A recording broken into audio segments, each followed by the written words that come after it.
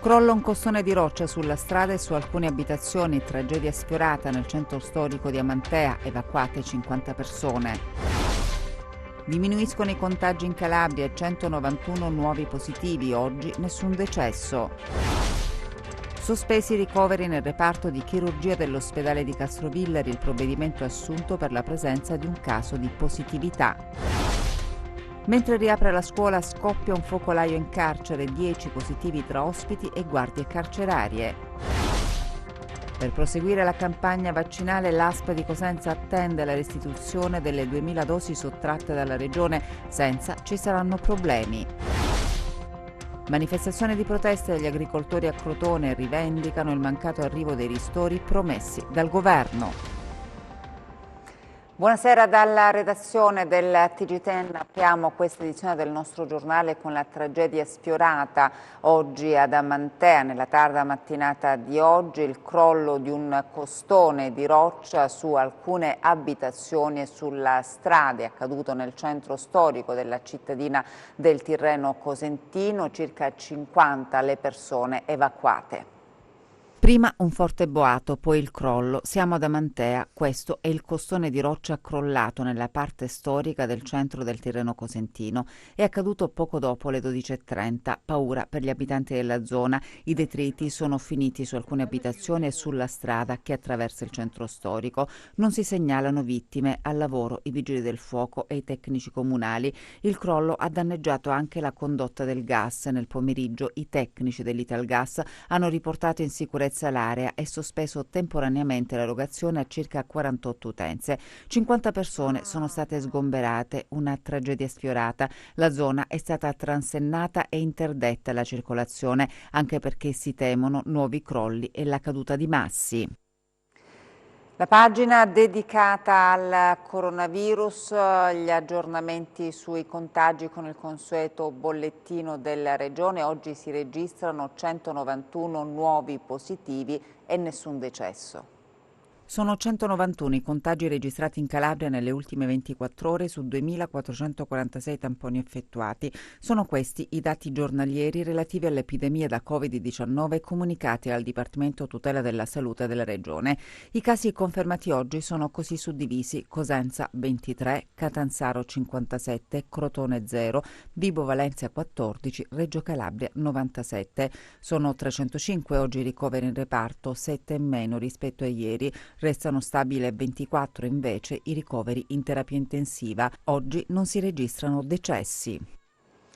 Parliamo dei vaccini, 3.189 i calabresi che finora hanno ricevuto le 2 dosi di vaccino Pfizer. La campagna va avanti con qualche patema però causato dal taglio delle distribuzioni delle dosi da parte della multinazionale americana. Anche nella nostra regione bisogna fare i conti con la disponibilità dell'antidoto per assicurare il richiamo e proseguire le prime inoculazioni. Intanto le ASP si attrezzano per la seconda fase, ma è un percorso ad ostacoli.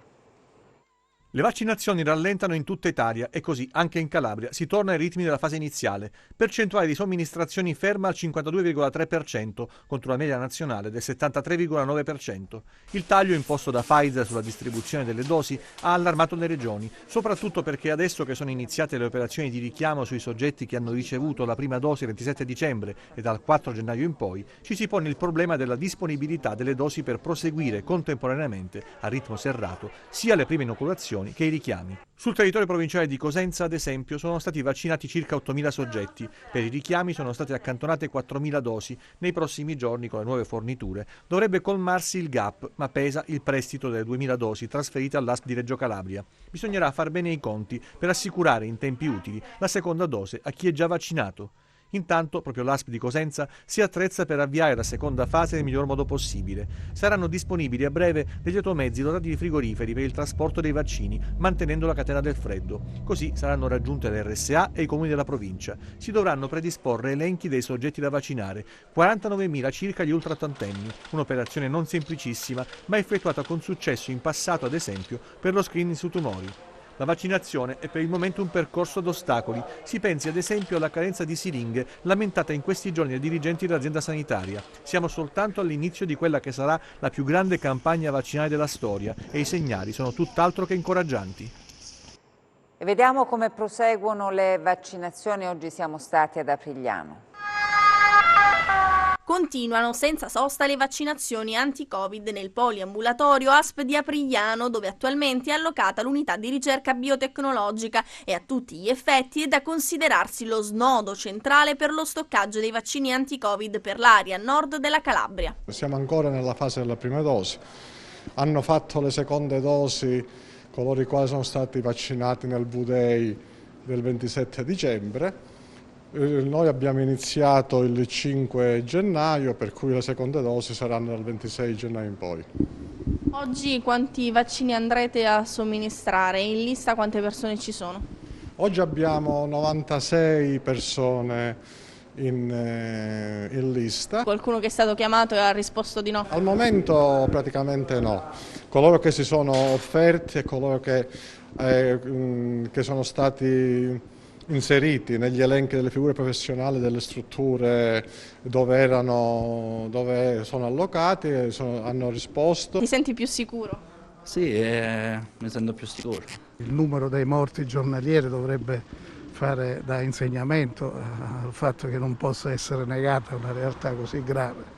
Quindi sono convinto che e spero che anche i medici che possano dare un contributo con il loro esempio. È rimasto solo questo adesso, solo il vaccino. È un dovere che dobbiamo fare verso noi stessi e verso gli altri. È stata veramente una brutta esperienza per tutti, soprattutto noi che abbiamo lavorato, insomma non è stato facile. È stata una catastrofe, sta cambiando tutto, cioè sta cambiando la vita. Speriamo che sia la fine di questo incubo perché non ce la facciamo più. Potremo tutti vaccinarci?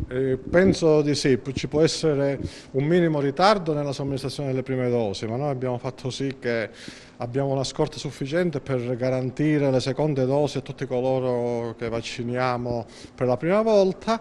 Se viene confermato il ritardo in questa fornitura possiamo rallentare, non certo annullare il prosieguo della vaccinazione per le prime dosi per poi proseguire compiutamente quando avremo la fornitura prevista.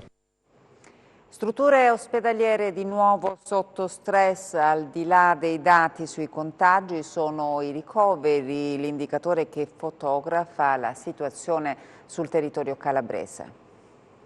Il numero dei tamponi effettuati in Calabria nelle 24 ore oscilla ogni giorno da un massimo di 3.000 a un minimo di 1.500. I contagi di riflesso variano in relazione all'attività di screening sul territorio. C'è un dato però che più di tutti è utile a capire l'andamento dell'epidemia nella nostra regione ed è quello relativo ai ricoveri e alla pressione sugli ospedali. Ebbene, le ultime 24 ore sono state tra le peggiori degli ultimi mesi, con 22 ricoveri nei reparti di malattie infettive e Covid e nosocomi calabresi.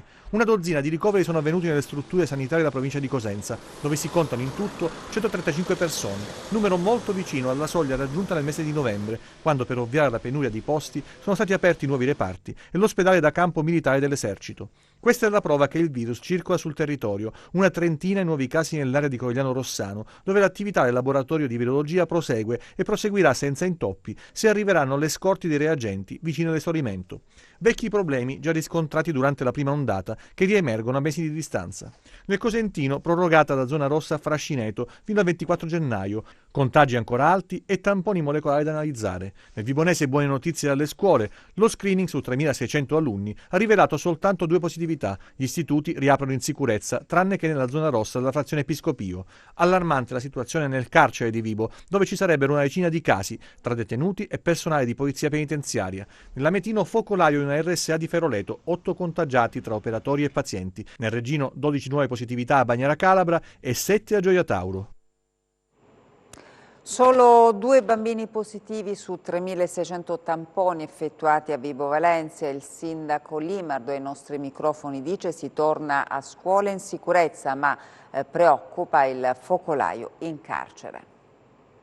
Si torna in aula a Vibo Valentia. Il sindaco lo aveva annunciato nei giorni scorsi. I risultati dei tamponi effettuati su alunni, docenti e personale scolastico sono rassicuranti. Noi abbiamo potuto riaprire le scuole in assoluta sicurezza perché i due laboratori privati della città, Salus di Mangialavori e Nusdeo SAS, hanno offerto gratuitamente di screenare tutta la popolazione scolastica delle scuole dell'obbligo. Abbiamo fatto circa 3.000 tamponi e su 3.000 tamponi soltanto 2 sono risultati positivi, per cui sono stati isolati e oggi abbiamo potuto consegnare alla riapertura le scuole in totale sicurezza senza soggetti positivi. L'auspicio ovviamente è che da parte delle famiglie si continui a preservare e a mantenere questo patrimonio di salubrità scolastica con comportamenti adeguati, quindi mantenendo le distanze, riducendo al minimo le occasioni di contatto, perché ancora purtroppo il virus è in piena attività su tutto il territorio nazionale, non facendo assembramenti davanti ai cancelli delle scuole, lavandosi spesso le mani. Ormai le regole sono sufficientemente note. Non è ancora sufficientemente diffusa la pedissequa applicazione delle regole stesse, purtroppo. Dopo Piscopio, oggi, dice il primo cittadino sotto controllo, a preoccupare è il carcere. Nella casa circondariale si contano 10 positivi. Non ho ancora avuto modo di ascoltare la direttrice del carcere, lo farò per capire se la situazione è, come ritengo debba essere, sotto controllo. Sospesi i ricoveri nel reparto di chirurgia dell'ospedale di Castrovillari, il provvedimento assunto per la presenza di un caso di positività. Mentre riapre il reparto di cardiologia dell'ospedale di Castrovillari, chiuso dopo che erano risultati positivi un infermiere ed un addetto alle pulizie, scatta il protocollo preventivo per il reparto di chirurgia. Durante il ricovero di una donna risultata in un primo momento negativa al tampone rapido, l'esito di quello molecolare effettuato presso l'ASP di Cosenza ha dato esito positivo. Il direttore sanitario Lello Cirone, in attesa degli esiti dei tamponi fatti a tutto il personale del reparto, ha sospeso i ricoveri. Intanto presso l'area mercatale sono stati eseguiti fino ad oggi oltre 5.200 tamponi antigenici a cura della Croce Rossa Italiana, un servizio importante e gratuito per monitorare il territorio comunale. Ieri, intanto, su 99 tamponi eseguiti, 3 sono risultati positivi, tra di loro un insegnante della scuola Santi Medici. A tal riguardo il sindaco Mimmo Lopolito ha disposto l'isolamento fiduciario dell'intera classe. Termineranno la quarantena in questa settimana le circa 50 persone trovate positive tra Natale e Capodanno. Avevamo un paziente ricoverato per problemi di ostruzione intestinale che non ha nessun segnale, nessun segno, nessun sintomo di infezione broncopolmonare e il tampone rapido ha dato fatto in pronto soccorso ha dato un esito negativo. Il tampone ripetuto poi molecolare ripetuto dopo qualche giorno in reparto, quando già i problemi del paziente erano risolti, ha dato un esito positivo. Allora, su queste, quando capita qualcosa del genere, c'è un protocollo che noi attuiamo velocemente, automaticamente, che consta essenzialmente del trasferimento del paziente, della sanificazione dei locali e del testaggio di tutto il personale dei pazienti presenti. Era successo già in cardiologia la settimana precedente, adesso è successo in chirurgia. Contiamo tra qualche giorno, posto che i risultati siano tutti negativi, i risultati che ci giungono dal testaggio degli operatori e dei pazienti, e contiamo di riaprire il reparto entro qualche giorno. Diciamo che di tutti i casi capitati fino adesso non è mai successo che noi abbiamo avuto in ospedale un cluster, cioè un gruppo di persone infette. È sempre stato un caso singolo, al massimo 2 casi che non avevano correlazione tra di loro, e gli operatori non si sono mai infettati in ospedale. È chiaro che in tempo di pandemia una cosa del genere può succedere, ma noi siamo preparati, perché la notizia sensazionale è se non reagissimo, ma l'ospedale reagisce prontamente. Medici di base lasciati da soli nella cura dei pazienti Covid, nessun coordinamento, quanto denunciano i professionisti. Medici di base lasciati soli nella cura dei pazienti Covid, nessuna linea guida comune da seguire, è quanto denunciano i professionisti, eppure dal loro lavoro dipende il carico sugli ospedali. Noi non siamo né sincronizzati né coordinati, né c'è un confronto diretto tra noi medici. Nessuno ci ha chiesto l'esperienza, come ci stiamo regolando. Quella che è la mia esperienza e opinione personale è quella di non perdere assolutamente tempo. Per cui io, appena ho notizia di un paziente che ha sintomi sospetti, chiedo di fare il tampone rapido appena possibile in modo da guadagnare tempo, perché la fase si gioca sul tempo fuori dall'ospedale.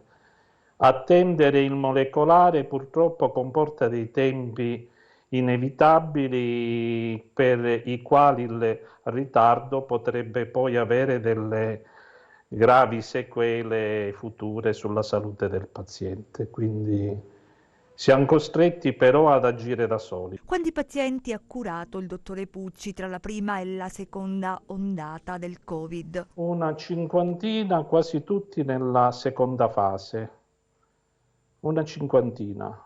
Fortunatamente ne ho ricoverato solamente uno, gli altri sono andati bene, sono stati seguiti a casa con il saturimetro e sono stati curati appena saputa la notizia dell'infezione e sono andati bene. Devo dire che fuori dall'ospedale si potrebbe fare molto se ci fosse fra di noi una collaborazione maggiore, però ne dovremmo parlare fra medici e con i nostri superiori che diciamo non si sono mai preoccupati di sentirci. Manifestazione di protesta degli agricoltori a Crotone, denunciano il mancato arrivo dei ristori promessi dal governo. Chiedono l'attenzione del governo gli agricoltori e imprenditori agricoli del Crotonese che da 2 giorni hanno inscenato una protesta sulla strada statale 106 nei pressi di Isola Caporizzuto. Hanno trascorso la notte al freddo e al gelo affinché il loro grido di aiuto arrivi nelle alte sfere. 40 anni fa ho messo i finocchi a Piantina, a Cimento. Poi il primo finocchio di Isola Caporizzuto a Piantina l'ho portato io. Non chiediamo niente, chiediamo un aiuto di poter andare avanti. Ogni persona di poter di nuovo continuare a fare l'agricoltore. O dobbiamo abbandonare tutti? Penso di no, dobbiamo cercare di collaborare insieme. Sono scesi in strada con i mezzi agricoli per avere un sostegno economico, non solo per le perdite avute a causa della pandemia, ma anche dopo l'ultimo alluvione di novembre che ha devastato intere colture. Noi in questo momento purtroppo abbiamo la coltura del finocchio e qua ci sono tutti questi produttori che hanno tante estensioni di finocchi che sono state completamente devastate. Cosa è successo in pratica? Cioè noi che abbiamo avuto la fortuna nelle aziende agricole di avere l'opportunità di non chiuderci quel famoso lockdown e abbiamo avuto questa possibilità che mentalmente non siamo stati colpiti, però economicamente sì, perché non per dire che altri settori non hanno i problemi, assolutamente. Però noi, i nostri prodotti, se non si raccolgono entro 3-4 giorni, vanno a malora. Chiedono lo sblocco dei fondi del decreto ristoro e accelerare l'iter dello stato di calamità chiesto dal comune di Isola Caporizzuto e dalla regione Calabria. Se non abbiamo un risultato, noi oggi cercheremo non di chiudere totalmente la strada, di fare almeno di farci sentire, di farci capire dalla regione, dall'assessore Gallo, che noi siamo qua e lui deve essere presente insieme a noi. Noi vogliamo che ci danno la possibilità di poter pagare i nostri fornitori di piantine, fitofarmaci, concimi, in modo che possiamo eventualmente iniziare delle nuove campagne, perché purtroppo oggi siamo allo stremo. Incidente sul lavoro oggi nel Reggino, un operaio di 51 anni è morto a Melicuccà, è deceduto dopo essere stato investito per cause in corso di accertamento dallo scoppio di uno pneumatico di un camion. L'uomo è stato sbalzato ad alcuni metri di distanza da dove si trovava, inutili i soccorsi. Verso le regionali, il sindaco di Napoli Luigi De Magistris conferma la sua candidatura alla presidenza della Regione Calabria. Mi candido per amore della Calabria e ringrazio le calabresi e i calabresi che in questi giorni mi hanno mostrato affetto e stima, esortandomi ad affrontare una sfida tanto difficile quanto straordinariamente affascinante. Con queste parole il sindaco di Napoli Luigi De Magistris ha annunciato la sua candidatura ufficiale alla presidenza della Regione Calabria. De Magistris oggi nella nostra regione, per una serie di incontri politici in vista dell'avvio della campagna elettorale, proseguirà il suo mandato alla guida della città partenopea. Non è una candidatura calata dall'alto, ci tiene a sottolineare il magistrato che in Calabria ha seguito diverse inchieste alla procura di Catanzaro. Lo schema è quello che lo ha portato alle elezioni di sindaco di Napoli, dove ha puntato alla cosiddetta società civile. So quanto sia profonda la sete di giustizia in questa terra. Ci sono migrazioni di migliaia di giovani che vanno via, un ambiente spesso violentato, servizi non sempre all'altezza di un popolo che ha una grande umanità e dignità, una criminalità non di rado oppressiva, una borghesia mafiosa alquanto dominante in settori della politica e delle istituzioni. Sit-in del Comitato Cittadino Aeroporto di Crotone per chiedere alla SACAL i progetti di rilancio dello scalo e rivendicare il diritto alla mobilità. Nuova protesta del Comitato Cittadino Aeroporto di Crotone per chiedere il diritto alla mobilità. Oggi alle 14 il sit-in pacifico presso lo scalo Pitagorico in concomitanza con l'ultimo volo Milano-Bergamo. I due collegamenti operati dalla Ryanair, c'era anche la tratta da e per Bologna, sono infatti stati sospesi dalla compagnia irlandese e dell'aeroporto di Crotone, dunque non si volerà prima di aprile. E adesso per andare a Milano ci vogliono 22 ore di pullman e fare un cambio. Questa è la realtà che noi denunciamo da anni, ma adesso si è aggravata, perché mentre prima avevamo la scusa di gestione fallimentare dell'aeroporto, adesso che abbiamo la gestione magica della SACAL, questi problemi si devono evitare, invece sono accentuati.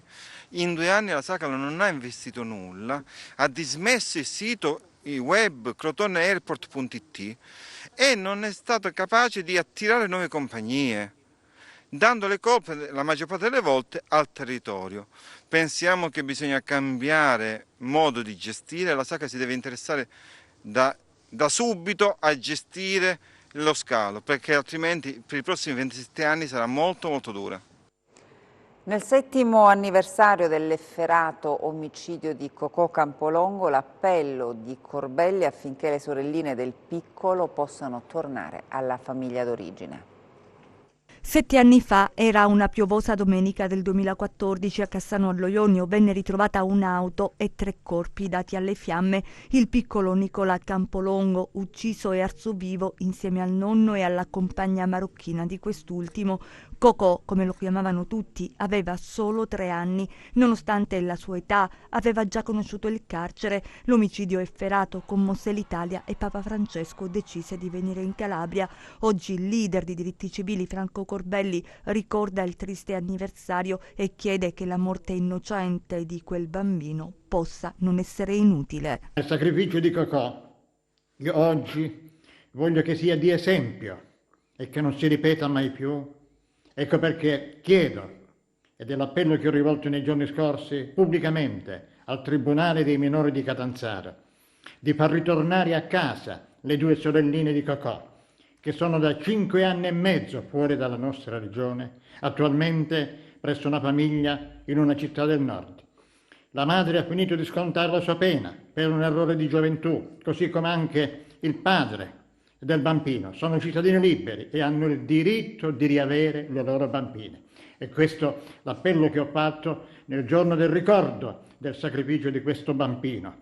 Un rammarico che mi porterò sempre dietro, perché quel bambino ero riuscito a liberarlo dal carcere e a salvarlo, che non si ripeta mai più una tragedia come quella del piccolo Cocò. Oggi le sorelline devono ritornare a casa. Io mi aspetto nei prossimi giorni un atto di grande sensibilità e umanità da parte dei giudici del Tribunale dei minori di Catanzaro. E adesso lo sport, la rubrica dedicata al calciomercato.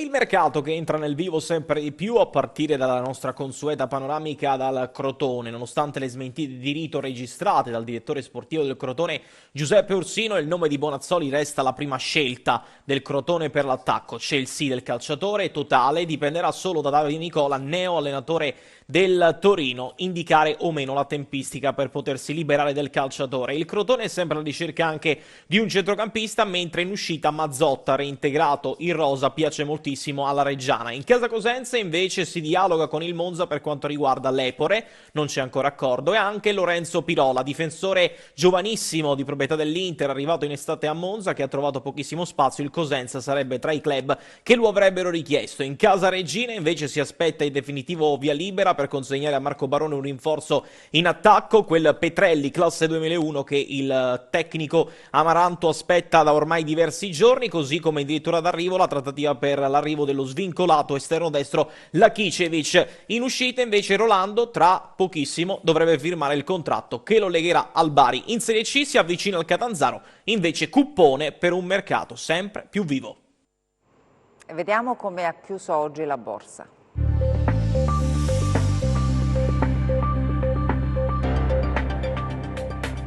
Chiusura debole per le borse europee, con Wall Street che rallenta dopo un'apertura frizzante. Negli USA focus sull'intervento in Senato di Janet Yellen, secondo cui è necessario agire in grande per evitare il prolungamento della crisi economica, mettendo da parte le preoccupazioni per l'aumento del debito pubblico legata al piano di stimoli da 1.900 miliardi presentato dal neopresidente Joe Biden. Intanto cresce l'attesa per la cerimonia di insediamento alla Casa Bianca che si terrà domani in una Washington blindata. Restano poi i timori legati alla pandemia che ha raggiunto 95 milioni di contagi nel mondo, mentre procedono le campagne di vaccinazione nonostante ritardi nelle consegne e dubbi legati a reazioni allergiche. Dall'agenda macroeconomica è poi giunto in mattinata l'indice ZEU di gennaio che ha evidenziato un miglioramento nella fiducia degli investitori tedeschi a 61,8 punti contro i 55 di dicembre e nella valutazione della situazione corrente meno 66,4 punti da meno 66,5. Così il FTSE MIB di Milano archivia gli scambi in flessione dello 0,3%, aspettando il voto del Senato sulla fiducia al governo Conte. Sottotono anche il FTSE 100 di Londra a meno 0,1%, il DAX di Francoforte a meno 0,2%, il CAC 40 di Parigi a meno 0,3% e l'Ibex 35 di Madrid a meno 0,7%. Oltre oceano rallentano il Dow Jones a più 0,3%, l'S&P 500 a più 0,4%, il Nasdaq a più 0,7%, Costellantis in luce a più 11% al debutto. In serata mercati chiusi e attesa invece la trimestrale di Netflix. Sul Forex l'euro-dollaro risale a 1,212 e il dollaro-yen si riporta a 103,9. Tra le materie prime avanzano le quotazioni del greggio, con il Brent a più 2,3% a $56 e il VTI a più 1,4% a $53,1. Sull'obbligazionario il BTP Bund si attesta a 111 punti base, con il rendimento del decennale italiano allo 0,59%.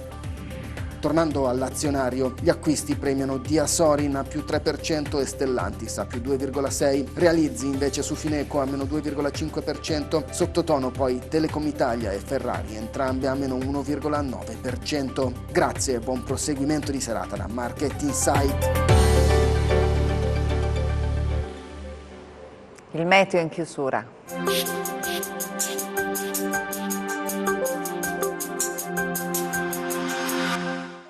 L'aumento della pressione causata dall'estensione da ovest di un promontorio anticiclonico ha favorito un deciso miglioramento delle condizioni meteorologiche e garantirà una fase stabile per alcuni giorni. Le temperature subiranno un progressivo aumento ma resteranno ancora leggermente al di sotto delle medie stagionali e risulteranno in particolare fredde nelle prime ore del mattino nelle zone vallive ed interne. Domani cielo sereno o poco nuvoloso, salvo momentanee coperture per il transito di nuvolosità medio-alta, temperature in ulteriore lieve aumento. Domani mosso il Mar Tirreno settentrionale e il Mar Ionio meridionale, altrove poco mosso con venti che spireranno dai quadranti occidentali sul Mar Tirreno e da quelli meridionali sul Mar Ionio. Per essere sempre aggiornati sull'evoluzione delle condizioni meteo, vi rimando oltre al nostro sito www.meteoincalabria.com anche alla nostra pagina Facebook Meteo in Calabria. Ed è davvero tutto, grazie per l'attenzione e buona serata.